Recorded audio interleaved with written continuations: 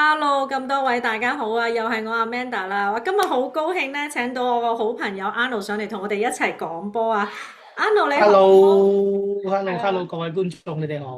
係啦。咁 Arnold 都係一個好狂熱嘅足球粉啦。咁喂，我哋今日咧終於咧完成咗呢個好精彩嘅32強賽事啊，16強嘅名單咧出晒嚟啦。喂，咁啊 Arnold 啊，你睇咗咁多場波啦，不如我哋傾下啲經典波啦，好嘛？咁啊，我哋好，今日就有4個系列嘅，我哋要講下最驚喜嘅邊場波，最失望嘅係邊場波嚇，邊隊球隊，最期待嘅係啦，係嚟緊16強邊場呢？最飲恨嚇係邊一場賽事呢？好啦，我哋首先講下，喂，咁多16場比賽，最驚喜嘅係邊隊波嚇咁應？Arnold，該都罰德國喎，走唔甩喎，因為今日啱啱新鮮出爐啦，3-2啦，我估唔到嘅係罰德國兩球入波係咁靚嘅，尤其是第二球，第二球係死角嚟嘅，係冇一球，即係呢今屆樣世界盃嘢最靚，我覺得係嗰球，同埋你覺唔覺得佢暫時射波嘅金球。嗰下咧，全世界好似係定格咁樣咧，望住佢射，跟住射完之後，成場係鴉雀無聲啊！除咗佢自己衝翻去自己揾個女朋友攬下錫下之外，好似真係好神奇啊！嗰球。係，同埋你估唔到嘅係和仙夏，即係守門員咧係救到咁多球出嚟咯。即係頭嗰兩場，可能西班牙，可能你可以話佢熱身不足啦。烏拉圭你可以話佢本身烏拉圭今屆踢得唔好啦，但係嚟到阿根廷啦，嚟到小組賽踢得好好嘅阿根廷，出嚟個結果唔差喎，3-2，即係喺加時之前佢都係打和嘅啫喎。今場波所嗯，以非常之驚喜嘅一隊波，好即係有驚啲可惜佢退唔到16強啦，即係睇唔到落去。但係最驚喜係呢隊啦，係啊，其實我之前都衰衰地啊，我淨係諗住呢場罰德國咧，咪以和為貴，3場和波入嚟噶嘛。我自己諗，佢應該都係守和阿根廷，跟住最多咪俾個龍門，即係逼到美斯射12碼嘅啫。哇，估唔到佢今場咧，哇唔係拍大包喎，佢哋班球員咧真係下下攻你喎，同埋我話佢對後防線咧，成條意大利即係最強陣容嗰條，哇保方。好似龍門好似保方上身咁啊！今日或者仲勁過保方係嘛？你自己覺得？跟住啲後衞，哇！真係踢得好好啊！今日覺得同埋好簡單嘅足球，即係呢樣嘢係我哋而家係尤其是睇得歐洲嗰啲聯賽多咧，好少見到而家啲波咧睇得咁簡單，好簡係單咁樣有波防守清兩邊，諗係。辦法喺兩邊度斬翻中也好，或者叫吸翻入大位射都好，即係咁簡單嘅足球咧，我哋其實呢幾年係少見咗好多，而嗯佢哋嗯嗯，真係做到呢樣嘢，而做得幾好添，我覺得。係啊！喂，但係你覺得係今日阿根廷踢得差定係點咧吓？即係我都之前講過，有冇搞錯啊？球球都係美斯入咁啊！好在今日追翻嗰2球都終於唔係美斯啦，唉。我覺得阿根廷唔係踢得差咯，係有美斯依賴症。即係而家個問題好似比22年更依賴美斯喎。而美斯係39歲嘅球員，究竟佢捱唔捱到去踢到決賽咧？咁我係有啲疑問嘅，今場好踢咗認真講。成係啦，今場踢咗120分鐘我哋120踢足㗎啦。分鐘，之前啊踢足90，哇！我唔知佢下一場對住下一場對住呢個對埃及，埃及啊，今日埃及都係90分鐘啊，嚼咗佢，嚼咗唔啊！係埃及係十二碼，啊埃及，sorry，係今日埃及有埃及都十二12碼，碼，都係82分鐘。咁埃及就即係呢個就會楞到佢後邊最飲恨之一㗎啦。咁呢個就一陣間係可以而家就可以楞到佢啦。好啊好咁最啊，飲恨、不如講下最失望啦。最失望，好，最失望，你會揀荷蘭定係德國？如果二揀一，我覺得荷蘭失望啲咯，因為之前咪有個球評家咧話預測荷蘭今屆有機會攞冠軍嘅，有一個即係預測咗之前嗰幾屆。咁同埋我覺得荷蘭上屆對阿根廷嗰場4強咧，我都仲係即係記憶猶新喎。佢嗰啲罰球處理啊，同埋美斯最後開晒片啊，我覺得荷蘭真係啊鬧交冇理由。鬧交嗰次啊！係咯，冇理由今屆荷蘭踢得咁差噶喎，竟然32強連摩洛我哥。都贏唔到。我反而如果你講失望咧，我反而對德國失望啲嘅。荷蘭因為始終摩洛哥係睇得唔錯嘅，係，我覺得摩洛哥係今季。真係好。但係巴拉圭其實係睇得好嘅，今屆我覺得。你係第一場對美國輸4-0，直接啲講，輸4-1，係輸4-1，4-1，跟住係連每一次佢一解圍，佢連解圍都有困難。對第一場對美國嘅時候，我冇諗過佢出到線已經係好神奇嘅啦。而係我更冇諗過係佢打到入16強，即係佢係16強入邊，我覺得最唔值得入16強嘅球隊咯。即係如果咁睇落去。咁咁啊所以德係。國反而令到我更失望，係因為你輸俾一隊更差嘅球隊。而荷嗯。蘭你話摩洛哥踢得差咩？咁摩洛哥踢得一啲都咁啊係，唔差。摩洛哥係真係踢得好。其實德國嗰場波咧，我係喺Houston，我睇完巴西對日本咧，跟住出嚟喺餐廳度睇嘅。因為咧，成個餐廳啲人都係支持巴拉圭多啊，即係成個德州，我諗南美裔多啦。哇！佢哋即係踢走咗德國佬咧，開心到跳起啊！咁同埋我睇翻啲新聞，原來第六球射12碼嗰個德國球員咧，其實都係臨時拉夫咧，俾人即係滴出嚟喎，冇人想射嗰球第六球12碼，即係我覺得喂德國隊點解咁失策㗎？竟然排12碼都冇傾好嘅，比起我哋以前覺得德國人好嚴謹嗰啲，即係碧根巴啊嗰啲嗰個年代嘅德國隊咧，哇！而家真係差好遠咯，我自己覺得。我係唔明係，即係理論上咧，如果有傾開嘅話咧，我認為紐亞咧係已經射咗嘅。而我嗯。唔明白點解佢哋唔會揾到紐亞去講射第幾輪，即係佢哋好似咧係好似平時踢街波咁樣，頭嗰3個射開嗰啲射完啦，就問喂仲有邊個隊友想射啊咁，即係咁樣嘅情況嘅話，咁輸12碼都幾正常嘅。講真，嗯，你太冇準備嘅。所以教練就辭職啦，係嘛？最近個新聞都。嗯。都應該要辭職㗎啦，因為如果唔係德國就步意大利後塵㗎啦，可能下屆你唔會見到德國㗎啦，其實我哋可以利申下，我哋兩個人咧都係一個好都係傷心意大利。嘅意大利球迷嚟嘅。咁啊，係咯，即係我哋啲孤兒仔啊，即係要揾啲波去支持。咁啊，唉，真係，但係我諗身為意大利球迷，其實見到德國同荷蘭出局咧，可能個心都有少少涼嘅，係嘛？都食花生嘅心態啦，係咯。起碼有啲人陪下一齊睇電視啊嘛，就唔係話單純得意大利有睇電視咯。嗯，好啦，咁我哋不如講下最期待啦，嚟緊最期待邊場波呢？即係最期待西班牙葡萄牙咯，走唔甩㗎啦！呢場一定係16強嘅大戰啦。當然有啲人會認為係挪威對巴西嘅，即係呢兩個都可以揀嗯，下嘅。咁西班牙葡萄牙就即係新舊之戰啦，即係究竟 C 朗勁啲啊，定係阿爺馬可以又成係阿功後爺馬次浪推前次見浪咧？爺馬次次見到 C 朗都好串串貢噶喎，我覺得。喂，咁係合理嘅，年輕人係要有啲咁嘅衝擊嘅。係，咁啊唔可以唔提就係尋晚嗰對葡萄牙對克羅地亞嗰場波又係哇好精彩啊！即係我覺得今日嘅阿根廷對佛得角同埋尋日葡萄牙對克羅地亞下半場都係精彩到爆啦！下半場係之後。好唔知好彩咧，定係克羅地亞唔好彩啦？最尾嗰個越位，即係如果喺以前嘅世界冇 VAR 嘅話咧，咁應該就已經係2-2係啊，嗰個我又位。揸翻我喺克羅地亞買個水壺仔，係因為我真係其實好中意克羅地亞呢隊波啊！哇，你睇下上屆季軍，再上屆係亞軍，哇，今屆32強就出局，好黯然啊！呢隊波真係，即係佢同埋我都話青黃不接啦呢隊波，即係我諗下屆再睇到克羅地亞喺世界盃有好嘅戰績，我諗都幾難啦已經。冇辦法啦，始終人口比較少啦，克羅地亞嗯，好似幾百萬人嘅啫，係少過香港咯。係好少人口嘅，又冇乜即係生育啦，啲人即係走都走晒咯。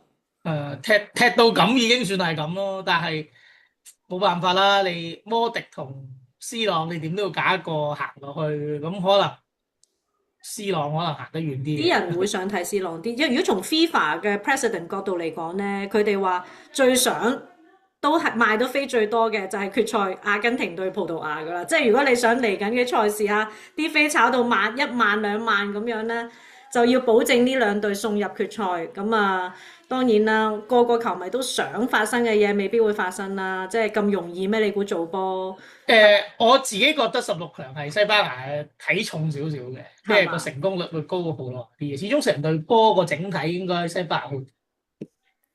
唔係佢哋話尋日西班牙就打返西班牙啲影嘅，但係你覺得尋日葡萄牙打成點呢？你即係我都睇咗葡萄牙由剛果到今日第四場波啦。喂，老實講，我自己覺得有少少失望。我覺得阿 B 費真係廢廢地咯。如果你問我，佢喺曼聯都係咁上下㗎啦，講真。個問題係今屆咧，所有強隊咧其實係冇新星出現。我暫時覺得，即係你睇葡萄牙，你而家都仲好似有 C 朗依賴症，阿係根廷就有美斯依賴症，西班牙好少少嘅，因為西班牙比較整體少少。嗯，法國咧某程度上都有麥巴比依賴症，咁呢啲就係強喂唔隊今係喎，我覺得屆有嘅問題。奧利斯法國奧利斯，因為我即係而家開始睇翻，其實阿鄧比尼好 fit 啊，鄧比尼跟住奧利斯都好 fit，咧5個助攻喎，so far 所有。以法國理論上其實都幾有呢個入決賽嘅話事權，因嗯為嗯，你而家最少你16強係對緊巴拉圭喎，你8強係對緊摩洛哥或者加拿大嘅勝方喎，咁我認為呢兩場佢唔係咁難過咯，去到係4強先至有機會真係對翻西班牙、葡萄牙咁啦。咁係當然西班牙、葡萄牙就要過咗比利時、美國嘅勝方係，嗰一關先啦。嗯嗯咁嗯，我哋喺美國就一定支持美國隊嘅，呢樣係嘢走唔啦，甩嘅。我都同埋希望美我心國隊應該砌低比利時，應該有啲機嘅，但係冇咗 Balogun 點搞咧？你話阿肥佬我特，深刻覺得有機會嘅。嗱，比嗯，利時其實由2018年到而家都都係盧係嗰個卡古、都係嗰個骨幹都係咁啊，盧卡古、迪迪布尼。布尼，唉，咁以前就仲有個夏沙特，而家冇咗啦。咁變咗個問題就係其實佢個進攻範疇仲少咗啲。係係係，呢個係個問題嚟，所以嗯美國係咪有機會偷到雞咧？我覺得係有機會，即係比利時算嗯，係16隊入邊冇咁強嘅一隊啦。會啊，即係如果你美國隊抽到對葡萄牙或者抽到對even 英格蘭，咁你已經好難踢啦。你對比利時你真係係。有數講嘅入8強，我覺得。係係係，我自己好期待美國可以入到8強，因為我買咗呢場 LA 呢場波飛嚇，咁我自己有少少偏心啦，希望葡萄牙 C 朗再進多一級啦，睇多場 即係 C 想想 朗啦，C 朗對美國。因為你 C 朗真係拜拜啦嘛，你夜馬你仲有排踢，即係我會即係私心啲啦，哎呀睇多場得一場啦，雖然佢咁好似啊係，咧又話自己未話退休喎，呢個 C 朗好似成日都賴死唔想走咁咁。咁唔得噶喎，佢下一屆係45歲喎。係咯，即係我覺得話，喂，邊個我哋有個朋友話咩要整個50加嘅世界盃噶啦，即係我有一個17加，同埋係咯，你唔可以一路打到60歲噶喎，真係唔知點啦，因為同埋其實我哋都意大利球迷啦，望到保方嗰個下降情況其實都幾嚴重嘅，因係為去到41、2歲打後，究竟 C 朗會跌成點咧？我哋都冇辦法得知嘅，而家真係。係，同埋我有一樣好奇怪嘅嘢就係、其實尋日換 C 朗咧，我睇翻80分鐘噶啦。我記得上屆咧，C 朗70分鐘咧，就次次都係70分鐘就俾人換走。今屆咧嗱，美斯啊今日踢足120分鐘，場場係90。C 朗又係喎，上嗰場踢到80分鐘先俾人換出嚟。我都唔明點解而家啲教練咧擺啲40歲嘅球員踢到咁盡咯，即係喂咁你後面點打咧嚇？16強、8強、4強。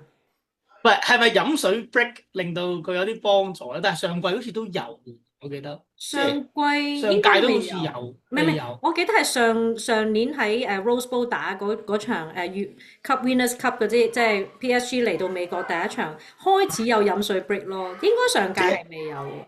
咁如果飲水 break 會唔會對啲老喂，嘅球但係員有啲幫助咧？即係呢樣嘢，我暫時覺得係咪有個可能性係咁嘅？當然唔係好 guarantee 係啊，呢樣嘢。不過就都唔知嗱。咁我覺得仲有一場應該提提咧，其實右手邊呢一邊咧，巴西對挪威同墨西哥對英格蘭咧，我覺得呢兩場都會會好多球迷即係關注咯。即係挪威呢邊就雖然挪威，我覺得佢啲球迷咧係耀眼過啲球員嘅，其實我都唔知有咩球員除咗夏蘭之外，但係我覺得上場咧巴西對日本咧，其實即係我哋又不如講埋你最後個 group 啊，最飲恨啊！最飲恨我自己覺得日本有啲可惜咯，輸俾巴西呢一場。日本輸自己，我始終覺得日本其實幾屆都開始輸自己嘅。2018年輸自己，最尾比利時贏3-2，跟住上屆對克羅地亞輸12碼，亦都係輸自己。今嗯，屆都係臨尾田中碧，即係應解圍冇解圍啦，叫做咁，係啊，跟住失咗個球權就又輸2-1。其實嗯日本經常就係最尾嗰1-2分鐘犯錯，會嗯唔會係一種即係有嘅紀律啊，或者有嗰個決心得嚟，佢亦都冇好好咁樣去善用呢樣嘢咧？即係去到尾反而係嗰嗯，個緊張感多過嗰個決心俾你嘅信心咧。即係呢樣嘢就日本隊最大嘅問題咯，即係輸俾自係，己。日本算係亞洲即係頂尖嘅球隊㗎啦，但係你今年都望到亞洲球隊其實32強已冇晒經啦，全線出局啦，即係澳洲今日都輸埋俾埃及啦，即係12係。碼嗰度，咁所以都全線出局㗎啦。咁當然飲恨呢樣嘢，我覺得亞洲隊都好飲恨，就係澳洲亦都犯咗一個致命錯誤啦，臨尾去換人守十二以為個龍門好碼啦。勁啊，以為咁以為有用啦，咁人哋個反制就係用翻個電視睇翻你個人點樣救12碼啦，咁就搞掂咗你啦。咁所以全線亞洲球隊就收工啦，即係已經畢業，嗯，其呢實呢個個都幾我都飲恨。係，我想提一提，其實因為我現場睇巴西對日本呢場波咧，我自己覺得日本隊如果好似今日罰德國咧，有一個求勝嘅心態同踢得放啲咧，應該我覺得日本係未必會輸俾巴西嘅，因為我覺得佢成上半場嗰個靚球咧都係個人突破，其實佢都係一兩個射門啫嘛，嗱咁啊已經嚼咗巴西啦上半場，咁你下半場咧？嗰個10號同13號咧，好早就俾阿森保一換走咗，基本上就好似係等射12碼拍大巴咁樣。後尾我睇翻啲新聞，原來阿森保一早就已經定咗12碼嗰個人選啦，所以我覺得佢有啲消極咯呢隊波。即係雖然啲人又話，哎呀好多正選傷咗乜，喂，但係你睇下今日罰德國真係好值得教練其他即係小球隊啊，因為你話日本都唔係細球隊啦，即係亞洲第一哥嚟嘅。你咁樣對巴西，好似香港對巴西咁樣踢法，真係唔係好掂咯。放唔開嘅，我覺得始終即係以前我都會覺得日本已經係全亞入歐嘅嗰個球會嘅，即係嗰啲國家隊啦。但係個問題係，其實日本隊其實自己放唔開自己嗰個心係態，個心即係永遠理質素用一個弱隊嘅心態對住啲強隊，係啦，唔應該唔係話平視緊呢個世界。係日本而家啲波，所以日本到最後你見佢次次都會踢得好辛苦咁，即係次次係我都覺得佢對任何嘅強隊都會踢得好辛苦咁。但係其實你有嘅實力可能已經唔使踢得咁辛苦啦，只係，exactly，你係啦，你嘅設計或者你個心態覺得自己係 underdog 嘅，但係其實嗯，你未必係咁 underdog，即係你尤其是今日係睇到罰德國，你對係咯，阿根廷，咁一定係100%嘅 underdog 啦。但係個問題係你喺俾人睇死得咁緊要嘅情況下，你都可以踢到咁嘅話，咁其實日本對巴西大家都覺得五五波嚟嘅喎，55-45係咁樣嘅啫喎，咁你唔需要踢得咁消極咯。係咯，即係好似巴拉圭都贏到德國啦。呢個即係咪咯？呢個可能即係係德國嘅問題。唔係？我覺得淘汰賽咧，所以你話淘汰賽，我買波我都輸咗好多場嘅，因為我覺得入到淘汰賽就係五五波，基本上就睇臨場發揮噶啦。係啊，咁啊，好可惜啲啦。咁但係我又想講下嗱下線呢度啦，墨西哥啊，對英格蘭，你點睇咧？嗱，杜曹就已經講咗驚咗呢個即係海拔嘅問題嘅喎，即係杜曹係投降輸一半姓賴，喎，而家好似我覺得杜曹唔應該叫賴，杜曹叫賴曹。我覺得佢已經揾嘢去揾原因揾嘢係賴去會輸射波。波啊！咁但係我對於英格蘭嘅感覺就係，我認為佢係會拖嚟踢嘅，即係佢對剛果民主就相對上冇咁叫拖拉咁踢，就因為一開波就輸咗一球先啦。如果唔係嘅話咧，佢一定係守勢波守到你夠鐘嘅。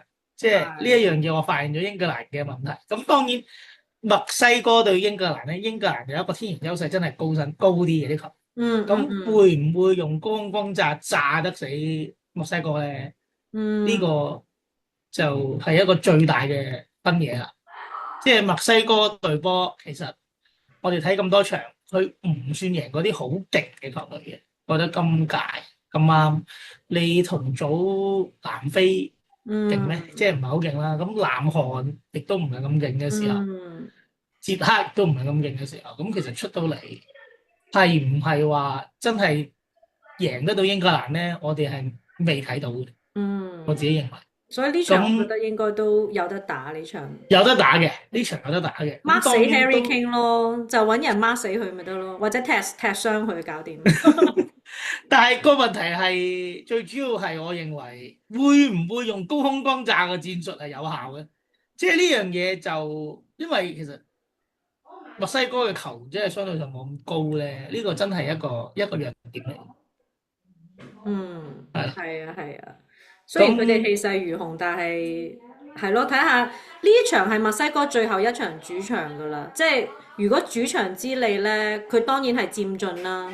咁啊，睇下啦，睇下呢場波都，我認為90分鐘係出唔到結果嘅呢場，即係嗯，有一可能就係定百12碼。二分鐘或者加時，即係起碼加時甚至就射埋射呢個咁啊好睇啦！即係我係哋而家覺得32強都咁精彩啦，嚟緊16強應該都好戲連場噶啦。16強反而最簡單，應該係法國對巴拉圭嘅左上角嗰場應係該係最簡單，應該法國冇乜問題，我相信係咁啊，摩洛係啦。哥對加拿大都嚼噶啦，摩洛哥應該摩洛哥都冇乜問題嘅，即係呢係啦，兩場，即係反而左上角呢兩場係相對上冇乜比較懸念，冇乜懸念啦。另外嗰啲都好有懸念啦，係呢啲雙牙好有懸有懸念。念啦。係咁啊，阿根誒廷應該嚼埃及啦啩？你嗱，而家個問題就係美斯依賴症，而美斯係用咗120分鐘，即係呢嚿39歲嘅電池係用咗120分鐘㗎啦。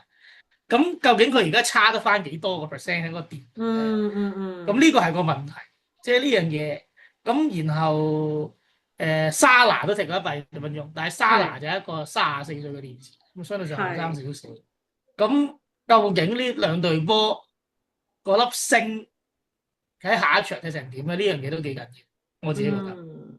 當然體重就一定係阿根廷體重啲㗎啦，但係係唔係如果美斯發生任何問題，阿根廷其他球員嚟得到咧？呢個係有疑。嗯，同埋你覺得今日馬天尼斯係咪因為太耐冇失波？我覺得佢失嗰兩球，第二球冇得講啦，但係佢喐都唔喐嘅喎。